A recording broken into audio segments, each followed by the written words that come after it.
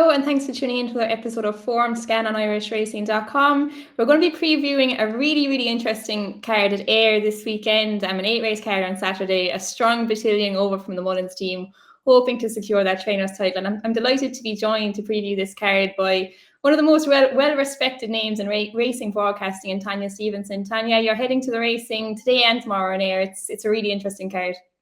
Yeah, both are absolute spectacular cards, particularly tomorrow. We're in for an absolute treat. Each and every race, particularly towards the start of the card, even a couple of races after the Scottish Grand National itself, there's some real interesting runners that ordinarily perhaps wouldn't be there, but for what's going on as an aside. Yeah, for sure. I'd say Willie kind of rerouted a couple of his main handicap chances in Punchestown to Ayr this weekend. And I suppose the trainer's title is adding a real little spice to the end of the season in the UK over the next couple of weeks. Do you think Willie can get it done, or will Paul and Dan pull out the big guns in the last few weeks? I think Willie has shown, certainly into this meeting at Ayr, by having, it's not so much the 6 in the Scottish Grand National. Obviously, that's a massive help. But just if you look at a couple of races afterwards, he's got enough ammunition there, or enough runners maybe to have the 1-2 in one of the races. He's got something. He's got the favourite in the National Hunt Flat race. It just shows you he can cover virtually every race, and when he places one in the race, they've got a favourites chance, a really good chance. He's lucky, because if he'd have gone into Punchestown, some of those runners might have been 3rd or 4th choice in their respective races. Now they're number 1 choice here at Ayr, and we are so treated. We're so treated by a Trainers' Championship that has brought the best out of Dan Skelton, Paul Nicholls, and indeed Willie Mullins. It's brilliant. Yeah, it's a real competitive field, the whole card, and a massive one for Ayr. I'm jealous of anyone going there this weekend. I'd say it'll be a cracking day tomorrow in particular. But we'll drive straight into the racing, like we mentioned. Strong Mullins representation all the way through the card. And in the first race, he has Uncle Phil, who I think is a really interesting runner. He was a good winner of a Grade 3 Handicap Chase in Fairyhouse last time. But Sand Brew for Paul Nicholls could be hard to beat. He's had a busy few weeks. I think it's his 3rd run in the space of 3 weeks, but he's a brilliant winner of an entry handicap under a very positive Bryony Frost ride last time. Do you think he can follow up again here, Tanya? He's certainly the ability, hasn't he?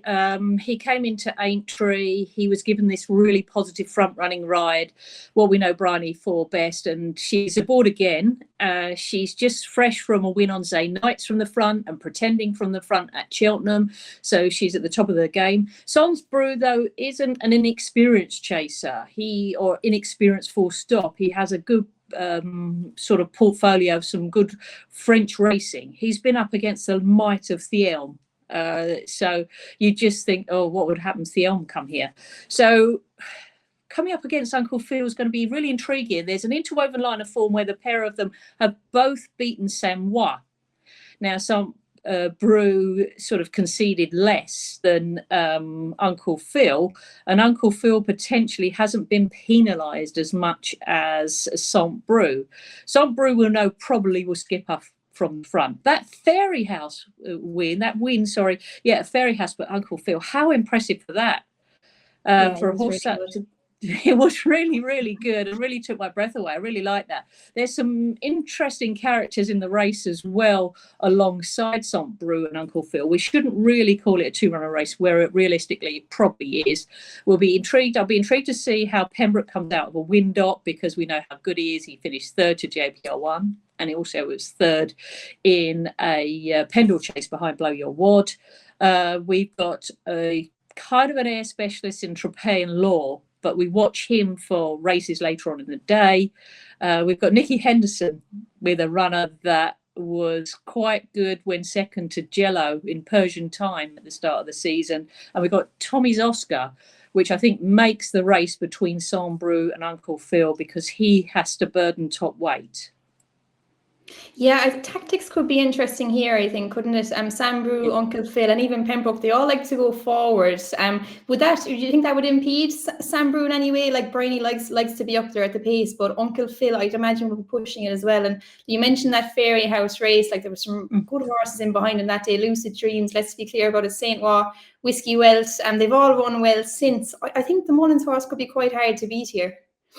I certainly agree, because obviously after the victory at Aintree with Saint Brew and he's raced away, things were muted even of celebration chases for Saint Brew. And I think in the interviews, and if you read in the quotes after that, he's taken a while to acclimatise.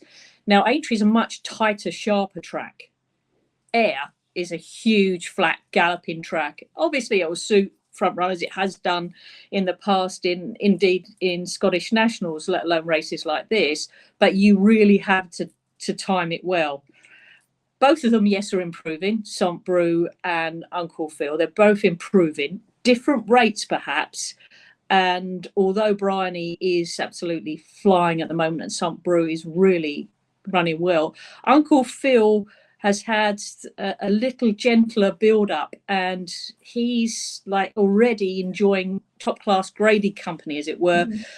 Because the pair of them are really going to go at it, I'm going to go with Uncle Phil. But I think because Tommy Zosker's got really, really good flat hurdle form, he's never been able to relax in his races. They've never been run fast enough, and he could nick in for a third place, as it were. So watch for him with a big weight, with a big run. But like you, Uncle Phil really took my breath away at Fairyhouse.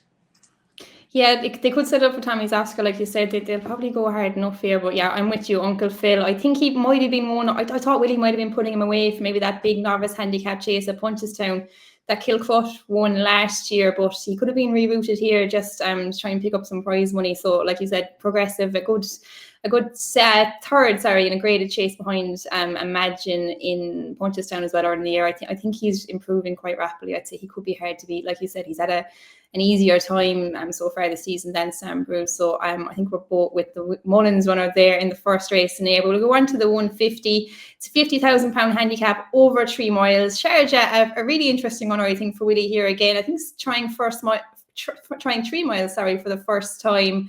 But the favourite in here is Montgomery for Venetia Williams, going for the 4-timer, opened at kind of 92 market leader. Do you think he can get the 4 on the bounce? He's got the ability to go 4 on the bounce. It's a big shock to the system going from the likes of Bangor to the likes of Ayr. This, once again, this is a big, as we mentioned, the configuration of Ayr is that there's nowhere to hide in Ayr. You have to get into your rhythm. Sometimes you can fiddle a mistake and get out of it. Not that Montgomery's going to make any. He's a lovely improving sort. The only issue with Montgomery I have is, unfortunately for Venetia, last winner was something like the 8th or 9th of April with Supervisor. She's had a few runners since, but that's doesn't stop Montgomery winning. It just sort of makes you sit up and think, yeah. And also, this is a huge jump up in class. Montgomery's been in intimate fields of runners, so only 5, 6, 7 runner races. The tempo of this is going to be run to suit all the runners, whereas when you're the likes of Montgomery, it's run to suit yourself. You can get it run to suit yourself. There's some nice sorts in here. Harry Fry is absolutely flying at the moment. He's had a good time with things. He had 4 winners from his last 9 runners, Harry Fry. He's got the wonderful Deeper Blue in the contest, who is progressing, I think, at a better rate at Montgomery. He had a second to Henry's Friend just before Henry's Friend went on to win the Reynoldsdown. And for the likes of that, he's also running a race where he finished second, and a Buffalo Soldier was behind him. Mufasa was behind him. So that shows you the rate he is improving. You mentioned Sharjah. We all love Sharjah. He's a 6-time Grade 1 winner.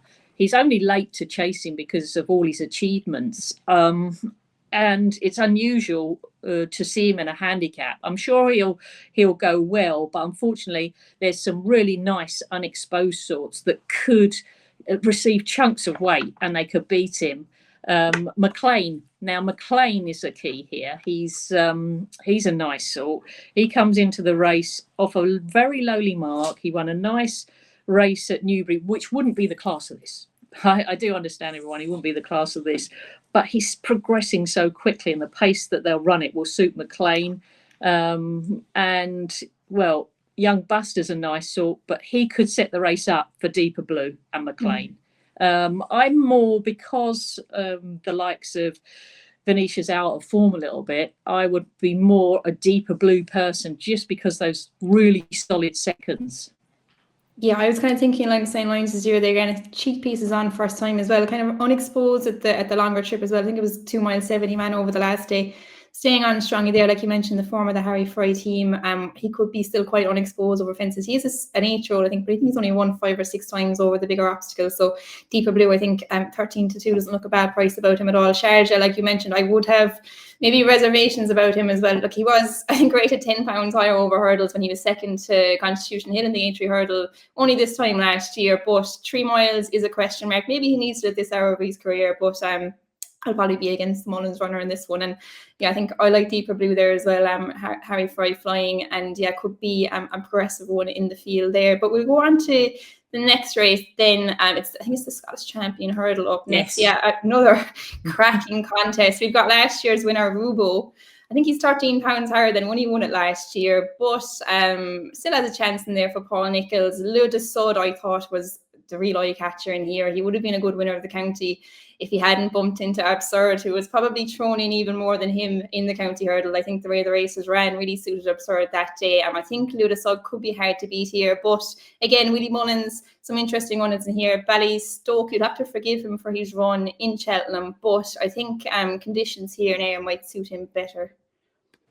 Yeah, I'm going to throw in an outsider very shortly. Because originally you had Doddy the Great entered for the race, and unfortunately Doddy hasn't. Doddy the Great is not a runner in the contest. Maybe his exploits at Cheltenham and indeed Newbury have done that. Let's look to see who does run. And as you mentioned, Willie's got a few. He has been here before because he's been challenging for a Trainers' Championship before back in 2016. So he saddled the 3rd in Clondor Warrior, and I think he had the 5th as well in the contest. That was back in 2016. This is a lot different. We've got poor old Ludus Sud, as you said, must be thinking, what have I got to do to win a big handicap hurdle? Prior to that, the county hurdle, we had the scenario when Ludus Sud went for glory, just approaching the last, and in fact then became the target himself, and it allowed Abirico Lord to run off him as the target, and it was a fabulous run. So we're all waiting for him at Cheltenham, and poor old Ludus Sud, he had to come across Absurd, and he just at that point he hadn't got the flat speed of an E-ball winner. So there's no fault in him being second to that. What we can flag up is the fact that Alpha Deal coming 5th in the race, so we'll see Alpha Deal here. That'll find it a little bit tricky. Rhubarb, as you said, is up a lot of weight. He's been contesting the Christmas hurdle. He's come across Constitution Hill. He's come out. I was a little bit worried for his run at Wincanton last time. I'll put a line through that. It is tricky to defend your Scottish Champion Hurdle crown. So but he had to come here because of his Grade 1 form. Favour and Fortune's a nice horse for Alan King. He finished 2nd in that Formby Hurdle behind Django Bay. Then he met Fun at Exeter, and then he ran really well in the Supreme. He was under pressure a long way out. It might be that this trip is too sharp for Favour and Fortune. So I'm going to go here for quite an outsider. I think it's a bit of an insult, the price for Cracking Rhapsody. We don't know how good Cracking Rhapsody is. We've seen him win the Moor Battle.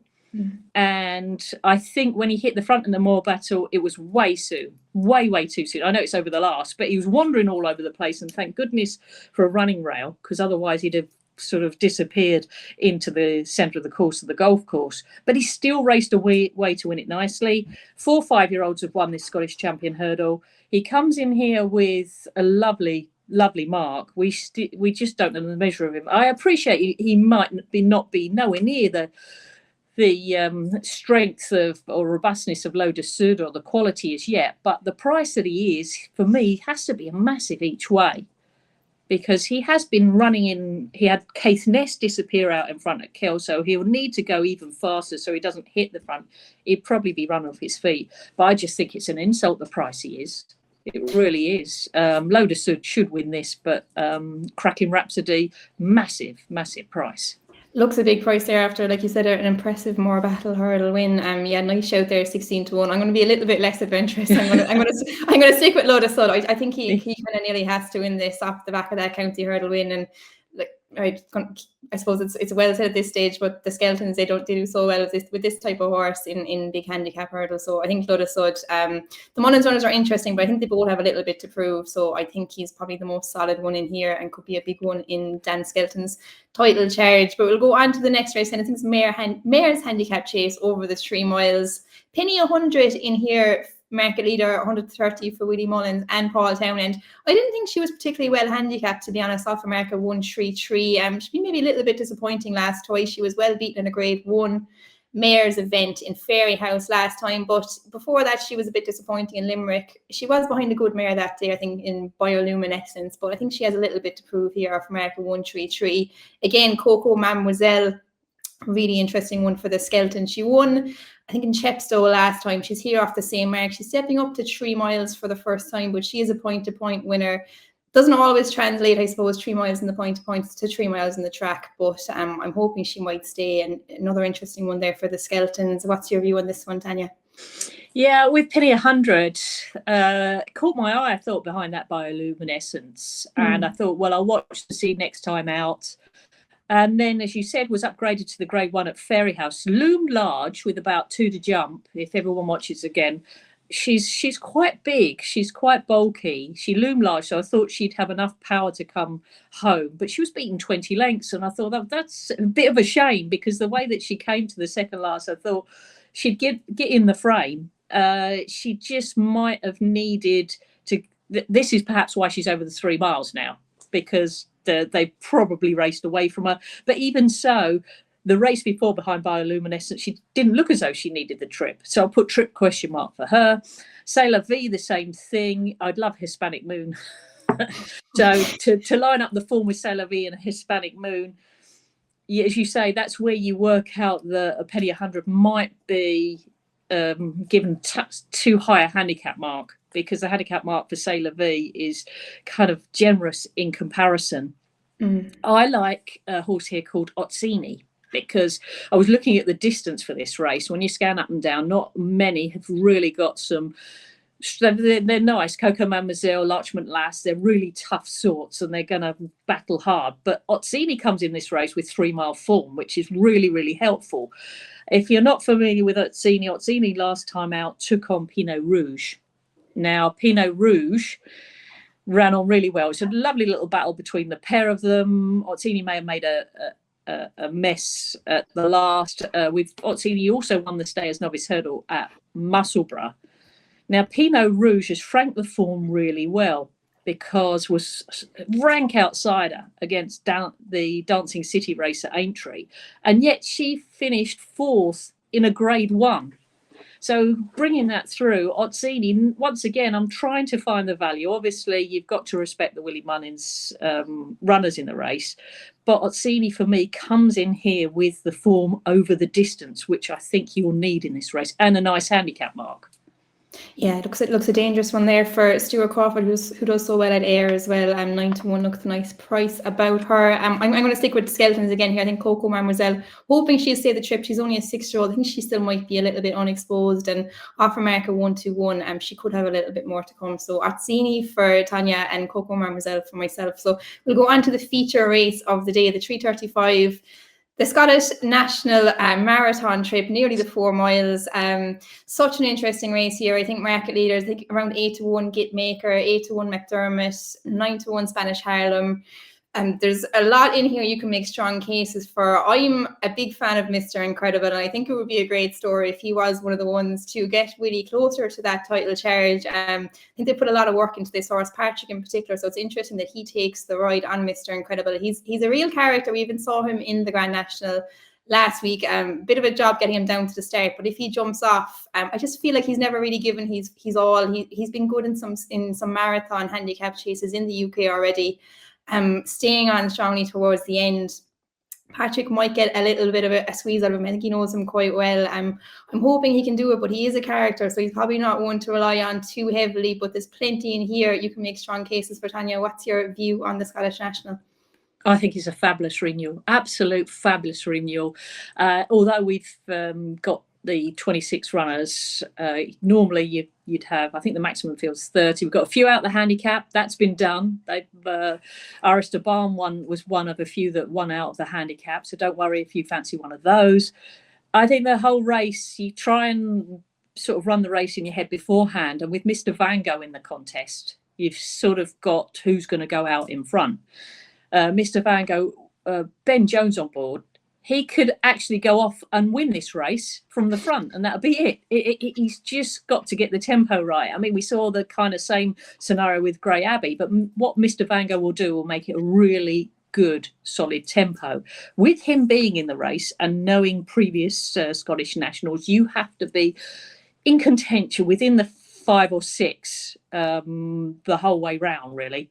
That is key. You have to have a lightweight. Mind you, this year the weight stat is probably exonerated because Stay Away Faye carrying the 12 stone, only 4 of those are in the weight stat, so you ignore those above 11 stone 1. You probably exonerate it this year because of Stay Away Faye being in the race. Generally, you have to run well on your previous start, and also you have to run within about 5 or 6 weeks of the previous race. So going into that, you have Mr. Van Gogh trotting along out in front. My Silver Lining will be in close proximity as well. The pair of those will be very hard to keep out of the first 5. Mind you, there might be other great place concessions somewhere. And then you've got Ines Aura in the race for Lucinda Russell. She's won it before. That won the Edinburgh National, but it's gone up so much in the weight, and there's some really good horses, so I'd worry about that one. Anglers Crag comes in here for the Ida Chase representatives, who've won it for the last 2 years, the Ida Chase, with Wind in My Wings and Kitty's Light. Anglers Crag is on a umpteen timer. Brian Lenison's trained this to perfection. Once again, though, he probably wouldn't have expected 6 Willie Mullins horses lining up against him, so you feel a little bit sorry. Stay Away Faye is going to be tough enough itself, but 12 stone is impossible, nigh on impossible to carry round. So if it does it, another milestone for Paul Nicholls, which isn't hard. And then you get on to Mr. Incredible, whose luck 2 years on a row has run out in the National. Saddle slipped at Canal Turn and then brought down by Marla Mission at the chair. I'm going for Gitmaker. I really do like. I know. Normally I don't go towards the top of the market, but I felt sorry in a way for Gitmaker, who probably thought it won at Cheltenham. I know your way you're thinking just glided past, and in fairness, Gitmaker was then 18 lengths clear of the third, who happens to be Wacker Clan, and that was a very, very impressive run in itself. We've seen Gitmaker progress itself through the season anyway. That run when 6th in a really competitive Ascot Chase was certainly one to strengthen the form behind Victorino, Man, and all the other usual suspects. It got in the mix of things, which was great, which means that it can deal with getting the mix of things. And then when you saw, even though it got beat 8 lengths by, I know the way you're thinking, the way that it ran up the hill still to win, to be second, but 18 lengths clear of the remainder, Gitmaker comes in here with the prowess of a staying chaser, and it raced up towards the pace. So I think you'll see My Silver Lining and Mr. Van Gogh crack out in front. Mr. Incredible will be there or thereabouts, and Gitmaker will be there or thereabouts. And it just depends on whether the handicappers, which one the handicappers got the grip of the most out of the Mr. Incredible and Gitmaker. I'll go with Jamie Snowden. I think, Gitmaker was probably one of the most unlucky horses in Cheltenham. Probably bumped into the best handicap horse in the whole country. And I know the way you're thinking, how they got him in on 145 that day. It was some job by Gavin Cromwell, and we saw it boosted again at Aintree. He could have met a real Grade 1 horse that day. So it's a great shout there for Gitmaker. One of the market leaders, but deservedly so, that one in Cheltenham was really strong form. I'm going to stick with Mr. Incredible, like I mentioned before. I think he has to have one of these big handicap chases. Like you mentioned, he's carrying plenty of weight, but he's the type of horse, I don't think we've probably seen his best yet, even though he is rated 153. I don't think he's really given his best yet, but I'm hoping Patrick might be able to get that out of him. And like Jasmine DeVoe, riding another big winner for Willie in the season. He got his 100th winner at Cheltenham. I'm hoping he can get one to help him on his way to his title chance as well. But we'll go on to the next race then, the 410. It's a novice handicap hurdle over the 3 miles. Another really cracking contest. Welcome to Cartree's 7-2 market leader for Paul Nichols, Masico, I think is how you pronounce it, for Alan King, Masachiko, 130 as well, and Chosen Witness, an interesting one here for Willie Mullins, and was well thought of as a bumper horse. Maybe slightly disappointing this year, but did get off the mark in a maiden in Thurles earlier this season. I suppose to start with the Paul Nichols horse, in handicap company for the first time, maybe a little bit outclassed in a Grade 2 event last time, but still could be progressive, I think. Yeah, it'd be my selection for this race. Mind you, it's so open. The betting tells you how open it is. The reason is my selection. It's so disappointing we haven't seen Curragh Hill since. It really is, because that horse, I think, is one to note for next season. And Ruth Jefferson has got a good one, really good one there. Welcome to Catre started the career off here when he was only just beaten in a prolonged battle with Beat the Bat. Brilliant to watch at Ascot it was, and then very quickly a month later came out again and beat the third in that first Ascot race very easily by 6 lengths. Ideal Devois, I think it was, came and won that easily. And then it's understandable that Paul Nichols was waiting for somewhere to go, a better race, and we saw then it go to the Grade 2 and meet Curragh Hill. And as you said, probably wasn't ready. He's a big sort, Welcome to Catre, more so than Caliph de Burley. And he's more babyish, I think, male babyish and inexperienced. So he kind of comes on and off the bridle. He travels strongly. And being in a handicap will probably suit him better. He, not for me, ever was going to be a Cheltenham horse. An Air or an Aintree is his, because he's one that will run off a really quick pace. So Welcome to Catre. I'd look out for Masachio, because he was 5th in the shallow. He brings Grade 1 form in. We've got Major Fortune in the race, but Major Fortune is stepping up enormously in grade, albeit a handicap. He certainly likes soft ground, so he would probably need it to rain more, because it's really, really warm and windy in the air vicinity now. The softness will only but dry with this weather they've got. I Love My Bay will put its hand up and say, I beat Pretending last time out, and look what that's just done. And Nicky Richards has got a Milcray in the race, who's run nowhere near this trip. It won easily over 2 mile 3, so that could be anything. But I'm going to go with Paul Nichols. Welcome to Catre. Yeah, Welcome to Catre could be hard to beat there for Paul. But you mentioned I Love My Bay. Yeah. He obviously disappointed in that Grade 2 that Welcome to Catre was second in, but I just put a line through that. I thought last time it just looked like he'd stay all day when he beat Pretending, like you mentioned. So I think the step up trip should suit him as well. Major Fortune, like you mentioned, one of the most interesting winners in the race. I think he's got up 33 pounds since he started winning first for the Skeltons.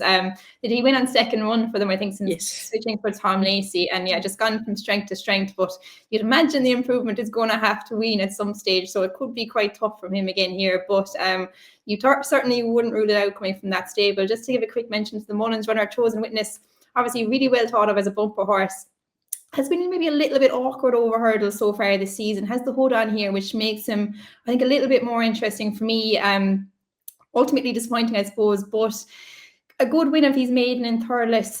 But again, I think softer ground would probably be more up his alley. And like you said, it's probably going to be closer to yielding, I'd imagine, on the day and air. I think they're calling it soft at the moment, but the weather forecast looks quite good. I might just take a small chance, and I Love My Bay each way. I would just put a line through that Grade 2 one when he was behind Welcome to Catres, and thought he was good last time. Stepping up and trip should suit. So I think around 10-1 is not a bad price about him at all. But we'll go on to the 445 then. It's another Novices Hurdle. Again, I think probably one of Willie's strongest chances of the day. Key to Bourbon should be really, really hard to beat in here. Obviously third in the Martin Pipe at Cheltenham was really fancied that day as well. Probably, I can't really see him being beaten. I think probably his biggest danger comes from the same stable. Billericay Dickey, really unexposed one. I think Paul really liked him after he won in Punchestown, but Key to Bourbon has all the experience. I think he should be hard to beat. Tanya, do you agree, or are you against him? I think this is £15,000 to Willie for the Trainers' Championship. And why I'm saying that amount, that is virtually, I think it's a little bit over if you add the first and second prize together. I think this is where the issue is when you state who you think with the Trainers' Championship, when Willie has this such depth of horses where he can place them, and he's got I don't know which way round it'll be. I watched Billericay Dickey, and that was so impressive, but you don't know the scope and the depth of the horses that he beats. Key to Bourbon, we've got traction in the form of that was third at the Cheltenham Festival. That's really what you need, the traction of the form. Whatever, you just should be able to do a reverse forecast there. Yes, I'd imagine. The calculator should already be working there, unless something really surprising happens. Yeah, you'd imagine so. He'd really have to underperform to be beaten here. I think the form without Martin Pipe, I think, is really strong as well. They really fancied Henry's horse that day, and I think Gordon's horse would be a nice horse as well. So Key to Bourbon, I don't think really can be beaten here, but Billericay Dickey will probably follow him home for Willie. And we'll go on to the last race at Ayr. Just a quick mention to the bumper. Willie, again, sending a really strong one over here. State Chance. I was so impressed by him in his Navan bumper behind William Money. Obviously, William Money went on to boost it again. I'd forgive Woody's horse for disappointing in Cheltenham. I thought he looked really raw in Navan that day, and I'd imagine he will bounce back here and get it done. Is there anything of the UK horses that you'd be taking him on with? Yeah, I mean, Reflection of You may have some nice improvement to come, because when it ran really nice enough at Musselburgh, nothing was nice about that Musselburgh day. Raining really hard. The most things you could see were the headlights of the cars following the horses. And Reflection of You hit the front and made all, as it were, and was wandering around the whole way down the home straight. Derek Fox didn't really go for the horse until probably the last furlong. And you thought, oh, this is going to be hard work. And instead, when he asked a Reflection of You, ran on again and went on to win by about 4 or 5 lengths. Now, that may be no comparison to the form to, say, Tatante of Willie Mullins. No comparison.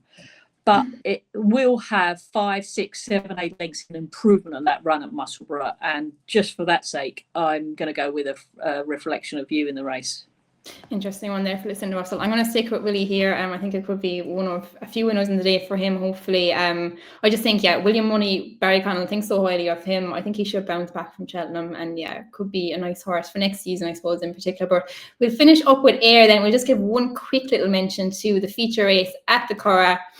Let me just find it here. It is the Alleged Stakes. It was cancelled a few weeks ago. Myself and Ronan Groom did a preview a few weeks ago, which was in vain. But we're back to preview it here now again. A really competitive looking contest. Maxis, I suppose, for Joseph O'Brien. She could be really hard to beat in here. She was a really impressive winner last time when taking a Group 3 contest at Fairyhouse last season, coming back for her first start this season. So many interesting ones. Crypto Fort, another one. First start for Adrian Murray. Beat the likes of Augusta O'Dan and Adelaide River. Haven't seen him for quite a while, but really interesting here. The Ammo horses can be really ready on their comeback as well. And of course, Greenland in there for Aidan O'Brien and Ryan Moore has to be respected. Has some strong form in France last season. Tanya, do you have fancy in here? Yeah, I love looking through this race because there's so many nice horses running in the contest. Raise You, a bit like Crypto Factor, hasn't run for over 500 days but has immense potential, but the trip will probably be too short. But keep your eye out, because where that goes next, White Birch runs in the race. That's good. We've got, with the Maxis line of form, Village Voice, frank that up. She did for Jessie when coming through and then going on to win in France. But Maxis, that acceleration and the pedigree, Franco and Chrysanthemum, that's only going to improve. And she sort of ran on out of all expectations. I know they said that Village Voice was short of room in that run. I don't think it mattered if Village Voice had the room. Maxis had the legs. We've got some lovely Mashlure. Let's see how much that improves from improved no end in the season for Johnny Murta from the Irish Lincoln, and then got up to Group 3 class and then wasn't beaten far in the Sky Bet York Stakes. That's really a good horse. Greenland is a typical Aidan O'Brien work in progress. The lines of form in France, not beaten far by Ace Impact. So another one that, don't worry if you get beat in this race either. I mean, I was looking around at the stats and the likes of La Trobe, Found, Sir Nicholas Abbey, Fame and Glory, they've all been placed in the race, and then look what happened thereafter to them. I'm going to stick with Maxus. I didn't mention Helvic Dream, but that ran excellent over hurdles this season, so I'll go with Maxus in the contest just because of the acceleration, and we're running over 10 furlongs.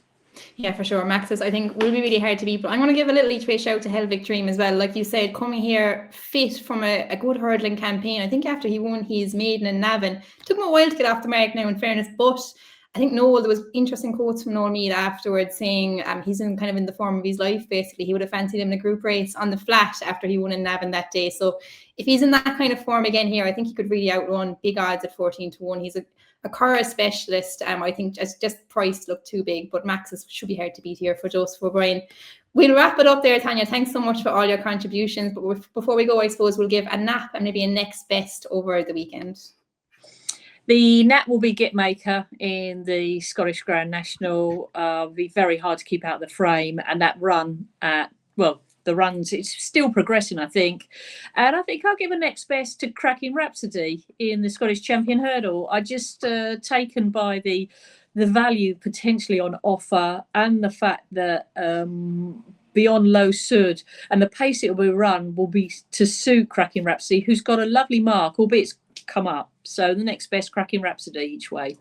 Very nice, a nice price one there showing. Yeah. And my nap will be Say to Chance. I think Willie's in the bumper. You can never go too wrong with that. I think he should bounce back from that Cheltenham run. And my next best will be Loda Sud in that Scottish Champion Hurdle. And I think he will be pretty hard to beat in there. But we'll wrap it up there, Tanya. Thanks so much for all your contributions. It was great to get you on, and enjoy your weekend of there. Hopefully we found a few winners in there for all the viewers. And just remember, if you're going to have a bet this weekend, make sure to gamble responsibly. We'll be back next week again with I'm not sure who guesses next week, but to be confirmed, I think, but to preview the Sandown action. So thanks very much for tuning in, and make sure to like and subscribe to the channel.